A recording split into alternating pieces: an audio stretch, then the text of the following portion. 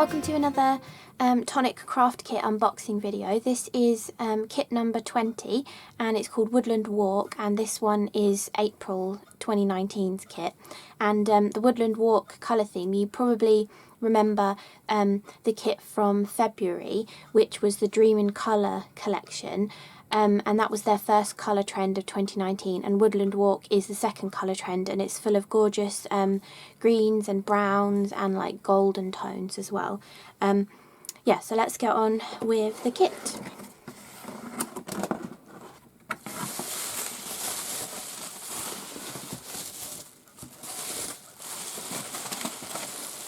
Okay, so I'm going to go through all the Nouveau stuff first because the Nouveau stuff's my favourite.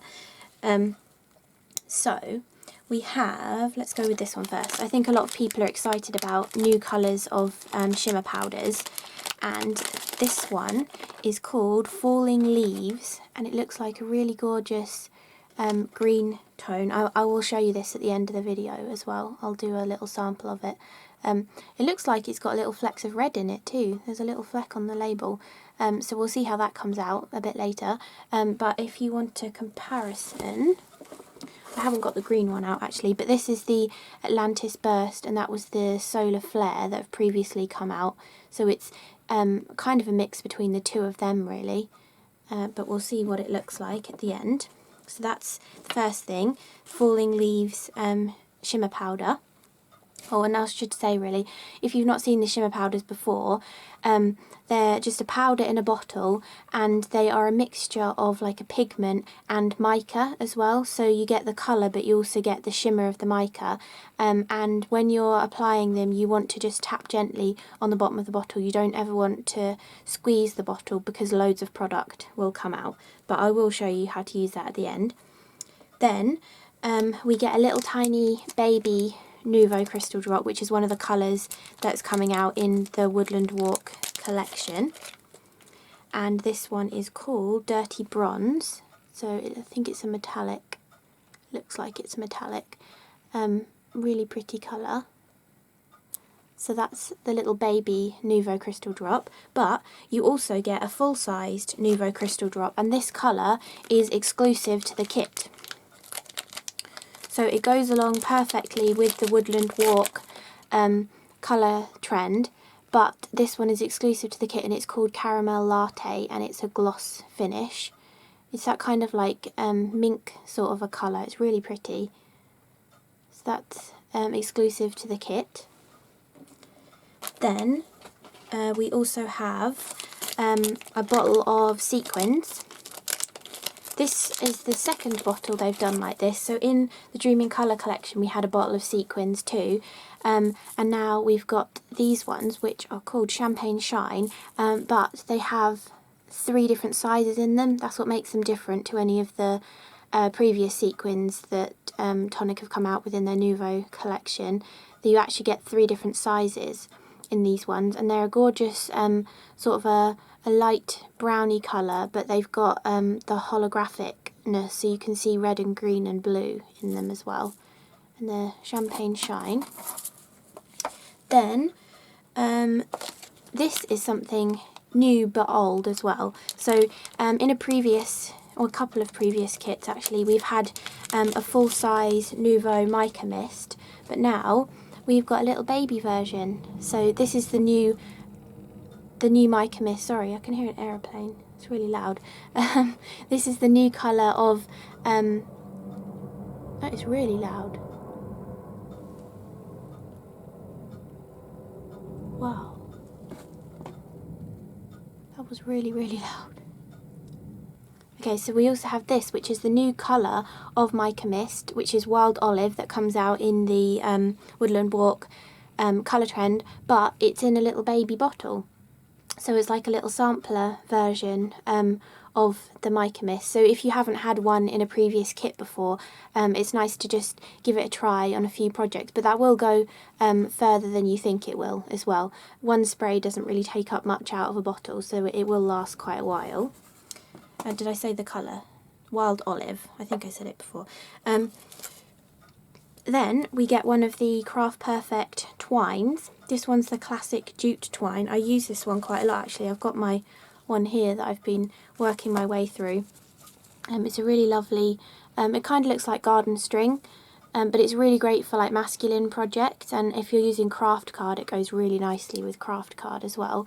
And it's just a really nice twine. It's just all, you know, twisted together like a baker's twine, but it's a bit hairy because it's like a natural jute twine.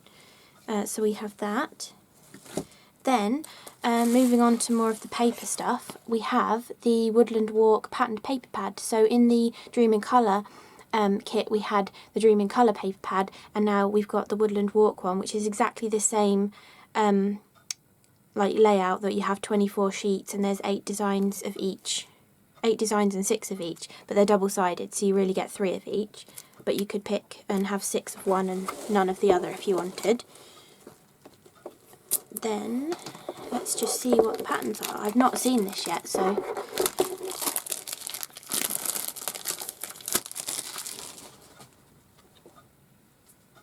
okay, so they look really pretty. We've got the light and dark green stripe, and then on the back of that one we've got a gorgeous tree pattern that I really like. Really nice, like modern funky looking tree or a little branch or something. Really sweet. Then we got another green tone, different green. You can see there the difference. This is more of a yellowy green with spots on. They're uniform sized spots, but they're different colours across the page, which looks really nice. And on the back of that we have a sort of more of a muted green to the front with a sort of dotty, wibbly wobbly lines going across it, which is really nice as well. Then we've got a yellow paper with the kind of zigzaggy chevron-y pattern, which is a lighter yellow with a darker yellow stripe. And on the back of that one you have a darker yellow background with these sort of, kind of looks like rainbows, doesn't it? That sort of scallopy, or if you had it up that way it could look like roof tiles on a gingerbread house or something. And then finally we have the brown paper, which is a gorgeous plaid pattern, which is sort of a darker pattern on the lighter background. And on the back of that we have like hand-drawn stripes with the darker stripe on a lighter brown background. That, I don't know if that's coming across brown on camera, but it is brown. Yeah, so that's a gorgeous little paper pad, and they're really a decent weight of paper. They're 160 GSM, so you can die cut them and paper fold them, and you could probably make the boxes out of them as well. So really gorgeous patterned papers. Then we have the like the Craft Perfect A4 papers as well, and I think we get every single one that's coming out in the new, yeah we do, we get all 8 of the different ones that are coming out in the Woodland Walk range.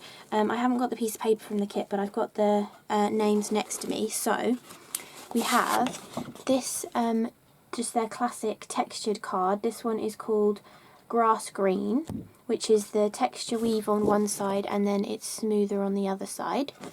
Then we also have another of their textured card. This one is called Tan Brown, which has got that weavy texture on the one side and then it's smooth on the other side. Then we have Rustic Dusk mirror card. Sorry if you can see loads of reflections in this. I don't think you're really going to get an accurate view of the colour of that, but it's kind of a deep reddy colour, reddy browny colour. Then we have this one, which is called Flourishing Green, and it's their mirror satin card. That's got less reflection, so you can see that better. Sorry if you can hear the rain, it's just started pouring. Then we have this one. This is gorgeous. I think this is going to be one of my favourites. This is Fresh Mint, and it's their Pearlescent cardstock. You can see that pearlescent finish on it, and I love their pearlescent card because it's double-sided and it's the same colour all the way through as well. So when you die cut you don't see the white core, it's actually the same colour inside. Then we have this stunning one as well, which is one of their speciality cards, and it's called Green Leaves. And I know we've had a goldy version of this in a kit before. It might have even been in kit number 1 with the hedgehog. But you can see it's sort of like, it looks like layered leaves on the floor, like when you're walking in the park or something. And it's sort of got that goldy overtone on it as well, so it's like green and gold. Then we have two of the speciality papers, you know, the sort of cotton papers that we get, and this one is called Yellow Bamboo, which is really pretty. It's almost got like a stitching pattern going through it as well, which is really nice. And don't forget, with these papers, they're usually always white or black on the back of them, so you can add colour to them. Like if you look at that, imagine that in blue, it looks like waves on the sea. So if you're not that keen on yellowy tones, or you don't think you'd use this one, think about the back side of it, and add your like aquaflows to it, or your Nouveau embellishment mousse and stuff. You can even add Nouveau embellishment mousse to the front of it as well if you wanted to tone the colour down, or you know, whatever.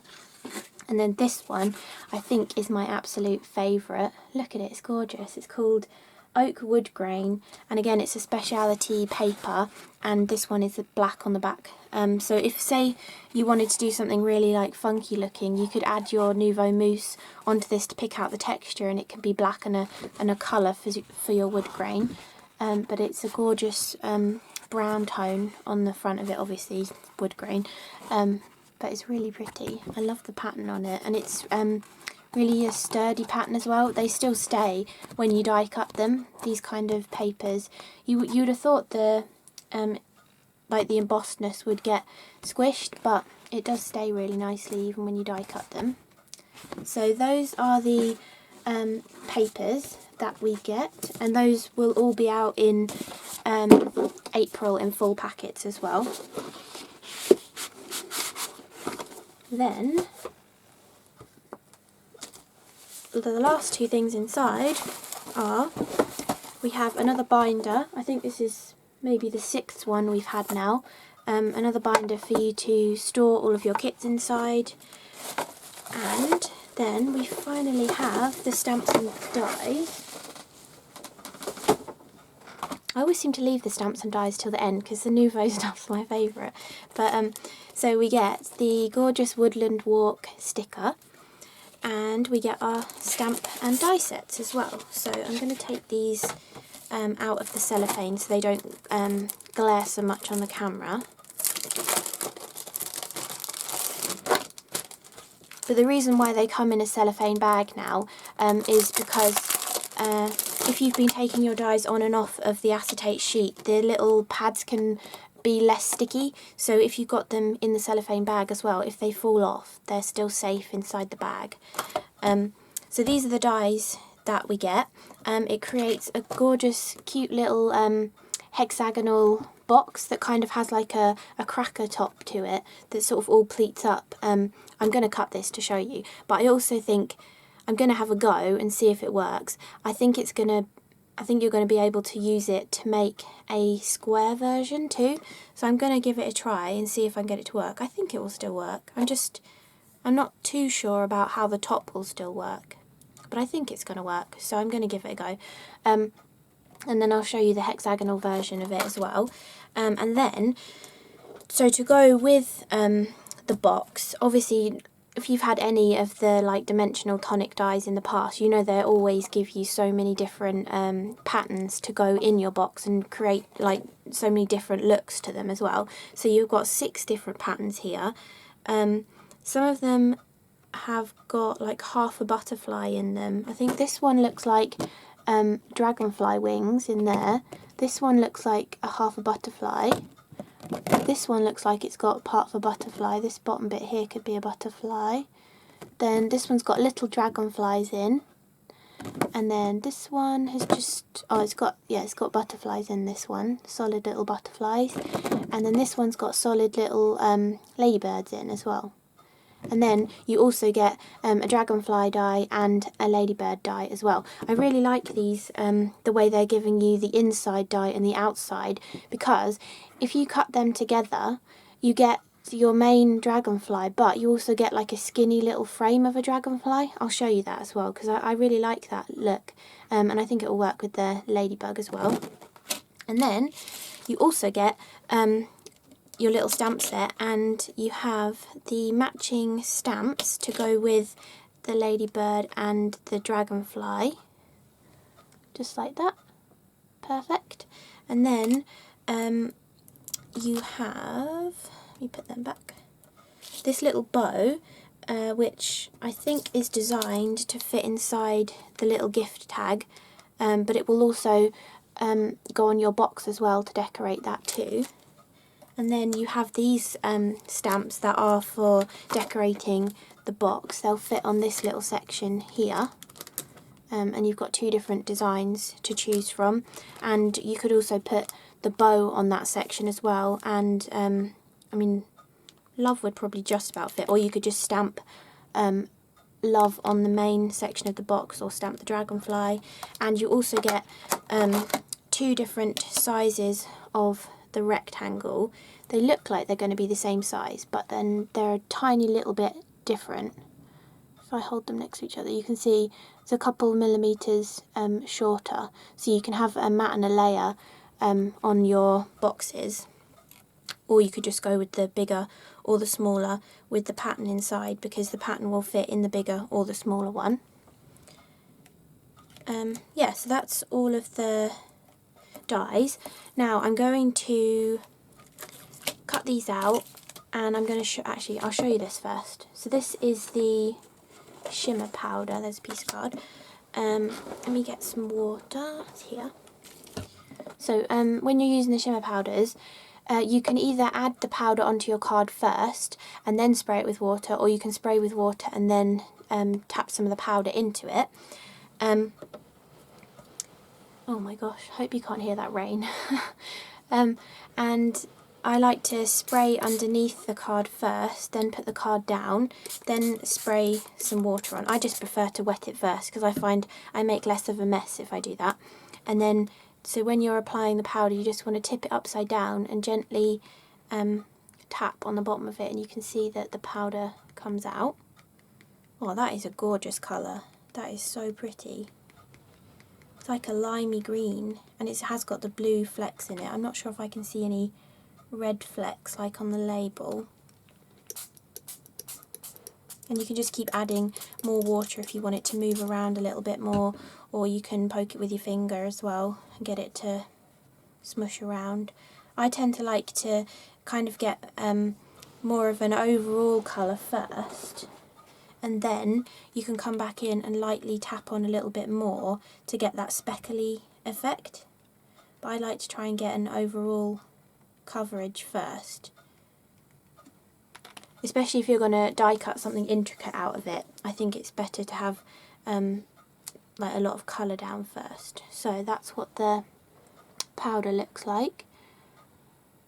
It's difficult to like get a true representation of the colour, but it is a really pretty, really pretty green colour.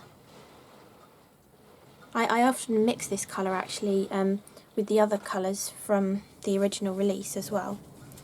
So I'm going to die cut the box pieces now. I'll just do that off camera, and then I'll come back and show you how to make the hexagonal one and see if we can make a square version as well. Okay, I'm back. I've die cut them. So I'm going to show you how to make the hexagonal one, and then I'm going to try and do a square version as well. And I also cut out these dies to show you. So if you tape your two dies together and cut them like that, you get the interior dragonfly, which has a really fine body. It's really sweet actually. But then you also get this cool little outside shape too, which you could cut in a different colour and layer back over it to give a cool look for a background, or you could just use lots of these to create a background as well. I'm sure I'll probably do that in one of my card making videos. I'm not sure how many videos I'll get done this month, but I'll aim for 2 or 3. Yeah, so you could do that to them, and don't forget you can stamp on these as well. So you can do the idea that, where's the stamp set gone? I showed it to you in, I can't remember which unboxing now, but how to use the waist area from your die cutting, and then you can stamp multiples. But so you can stamp this stamp onto the intricate die cut, or pretend that's a solid die cut. You could stamp the stamp onto the solid die cut as well, like it would fit on both of them. This one would give you a little border around the edge, and then this one would be right up to the stamped design.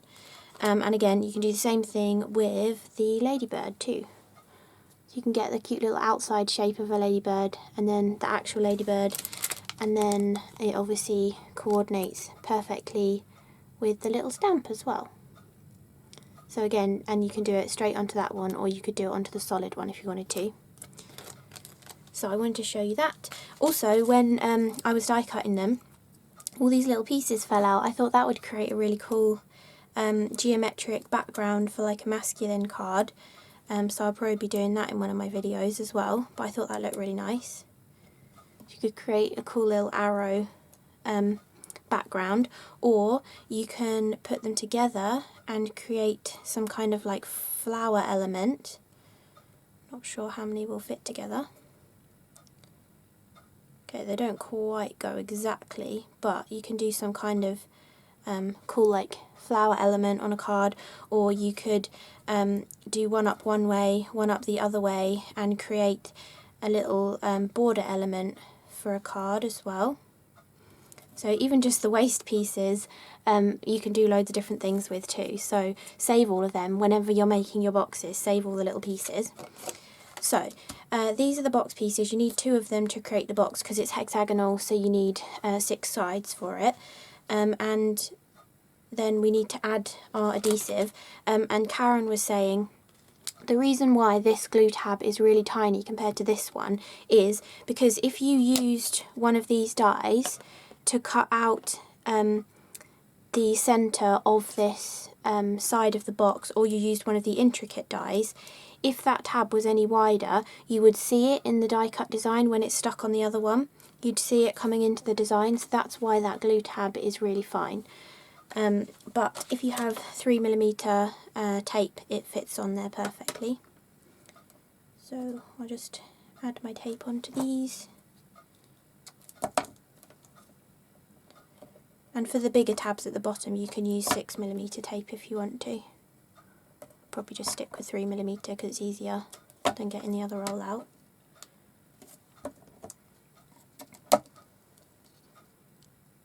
And we need to add the adhesive on all of the little tabs, and it's easier to do it now and do it all at once, and then you don't really forget where you need stuff to be. Oh, and actually, I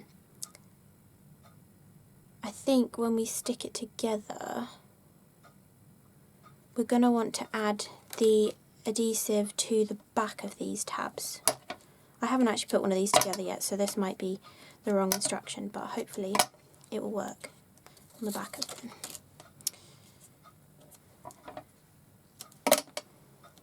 And we're probably going to use a bit of wet glue for the base as well, just to make sure it's extra secure. So before we start constructing, you want to reinforce all of the score lines, just because it makes it so much easier when you're putting it together, and especially for all these curved sections, it's going to make it so much easier as well. So we want to bend all of this in like a mountain and valley kind of a fold, and then we want to bend this one. I'm sure you know how to bend a die, but and then we sort of want to pinch these ones in, so that one would bend inwards actually, and then we want to like just try and curve that as best we can, just so it makes it easier later on.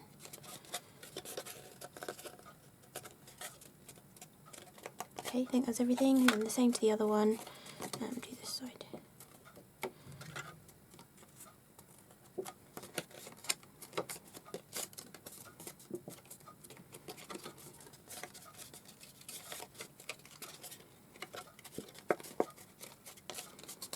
You can kind of figure out which way you need to bend them, and some of them you've got to bend both ways, like this way. That one's going to bend outwards, but that one's going to bend inwards.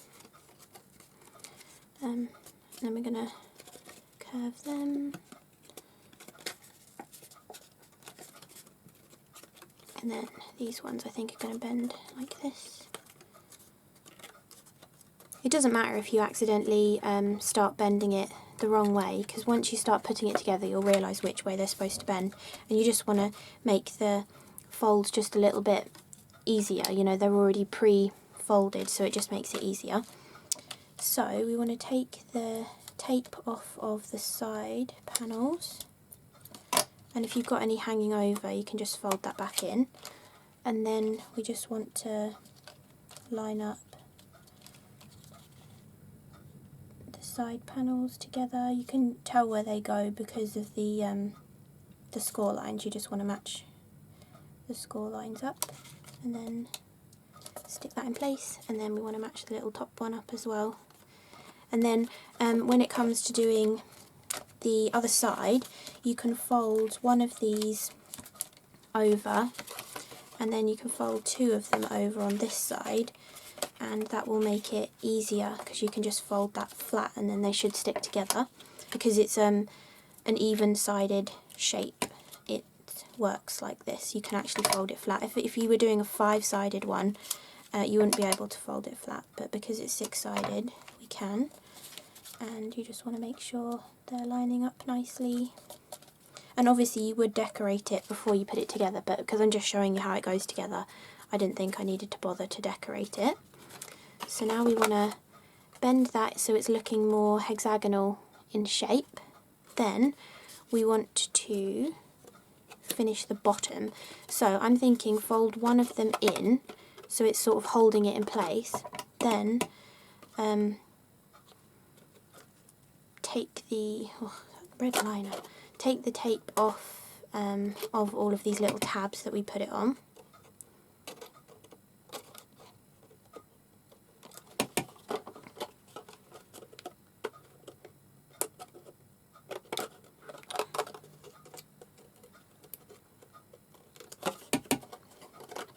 And then last one. Okay, so then we want to put that one just inside, not sticking on there, just so that it's sort of holding that into the right hexagon shape. And then we just want to fold these little tabs over, just like that. And then we want to just quickly flip that the other way for a second and press down on the inside so that they stay stuck. And see, now we can see that they're all stuck firmly. And then to neaten it off, we're going to stick the second flap over the top, and I'm going to just add some wet glue to do this bit. That should give it a really stable bottom, and you won't see any of the little glue tabs inside it then if you do it this way. I think it just makes it a bit more secure as well. I'm not sure if that's the way you're supposed to do it, but so we can put that up that way and then press it inside again just to make sure it stays stuck down. And then all we've got to do is just tease the little folded areas, so the little curved pieces are going to push backwards.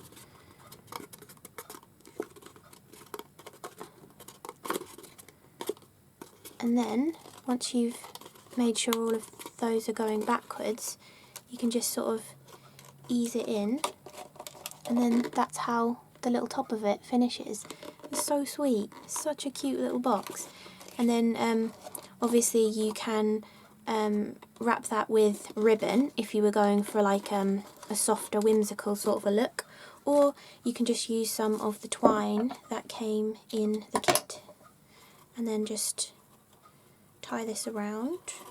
And you don't want to do it too tightly because this is just card, but if you just do it, pull it nice and as tight as you want it to go really, and then you can just tie a little bow.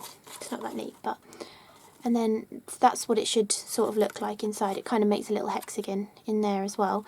That's a really sweet little box. It's so gorgeous. I think it reminds me of a daffodil that kind of looks like the trumpet, and then it's 6 leaves or 6 petals. Does that remind anybody else of a daffodil? Is it just me? But yes, that's the gorgeous hexagonal box, and let's try doing a square version. I think it will work as a square, but I want to give it a go and see if it does. And I also want to show you something else that you could do.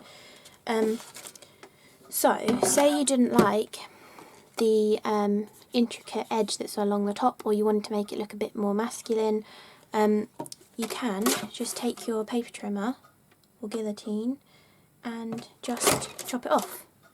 So now we just have a straight edged topped box. I'll do it to this one as well. I do love that they give you the decorative element along the top, but sometimes it just doesn't work with the style of box that you're making. So then we also want to take off some of the side pieces. So we need to keep 1 and 2 for both of them. I thought it would be better to do it this way rather than having 3 and 1. I thought 2 and 2 is going to be better. So we want to chop down the centre of this arrow shape to give us the 2 panels. So if you line that up with your guillotine, make sure it's lining along the score line that's already there. And then chop that off. It doesn't matter that we've chopped this either, because we're going to need to make this into a square shape anyway. And then we're going to do the same with the other piece.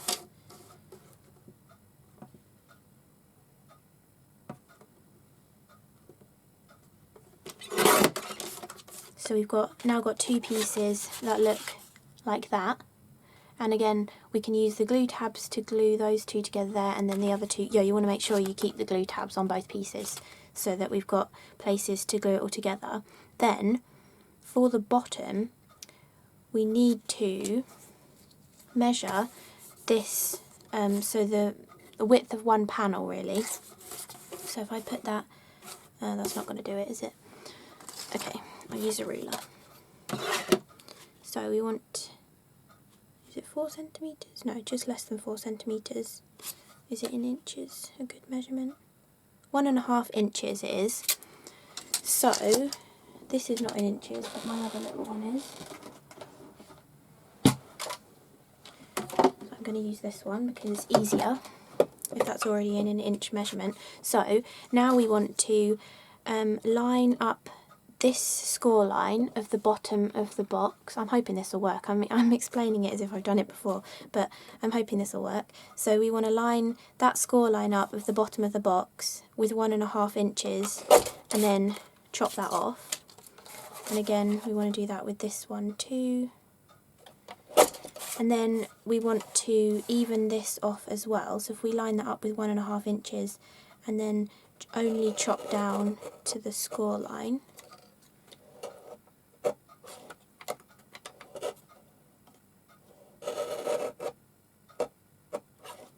Like that, and then the same with this one. You can do this bit with scissors as well if you want. I'm going to finish it off with scissors. Okay, so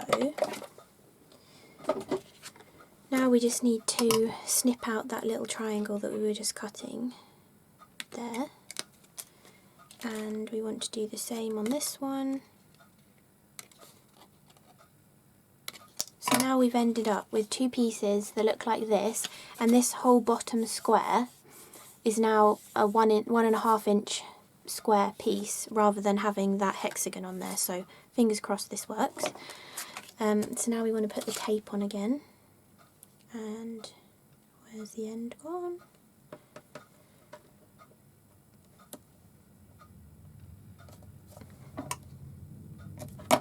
So we want to add it to all of the little skinny tabs that are along here, just like we did with the other one, and then we'll put the tape on the inside of the other 2 tabs like we did for the other one as well. And again, at this stage would be when you decorate it and stick all your panels on, or do any stamping if you wanted to. I think if you were making a lot of these and you wanted to keep it really simple, you could just cut them out of one colour like I have, get a background stamp or even the small stamps from the kit and just stamp all over it. Like you could do dragonflies all over it, it would look really pretty. So now we want to stick these together. It started raining again. I'm sorry if you can hear the rain, but it seems to be one of those days today. So we want to stick this together just like we did before. matching up score lines.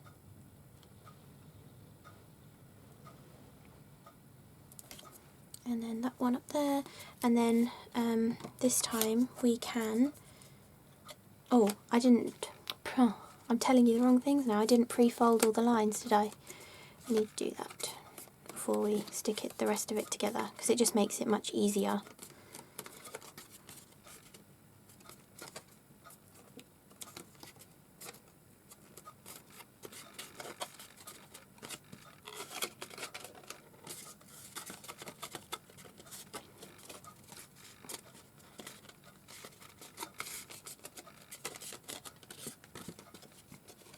And then sort of tease those curved score lines as well.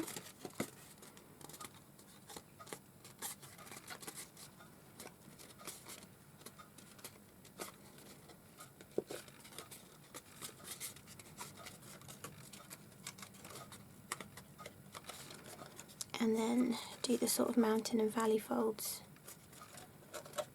on these as well. That one goes back.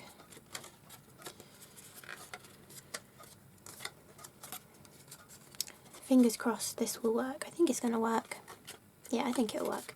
So, to get the rest of the box together, we can do the same thing because we've got an even number of sides again. We can just fold this down in half. Take off the red liner tape.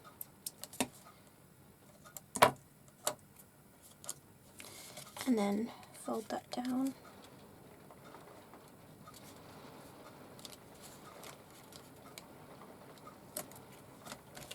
There we go. Then for the bottom of the box we want to fold one of the squares in to get the shape, just like we did before, but we've only got 2 tabs to stick on this time. And then fold that one in, flip it over and press the glue down, and then add some glue to the bottom and stick the last tab down. So a 1.5 inch square base works perfectly for this box. And I just got that measurement by measuring the width of the side panels.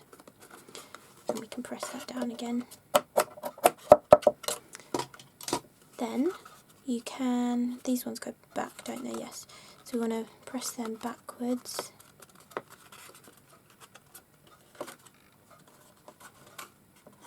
A little bit more fiddly to get it to go how you want it to, but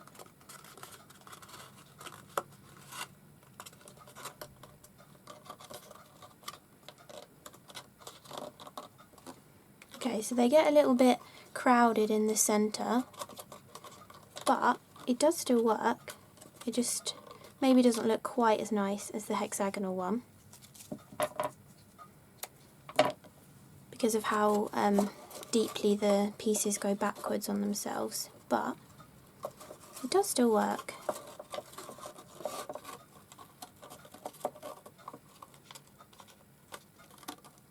See, the string doesn't go quite in the right place, but that's alright. If you needed a little square box, then, you know, you could make one out of this. So it doesn't look quite as nice from the top, but it does still work.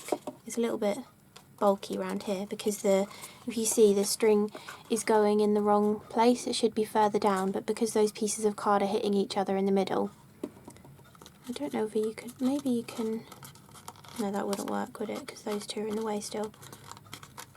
Well, anyway, it does work, kind of. So if you did want a little square version,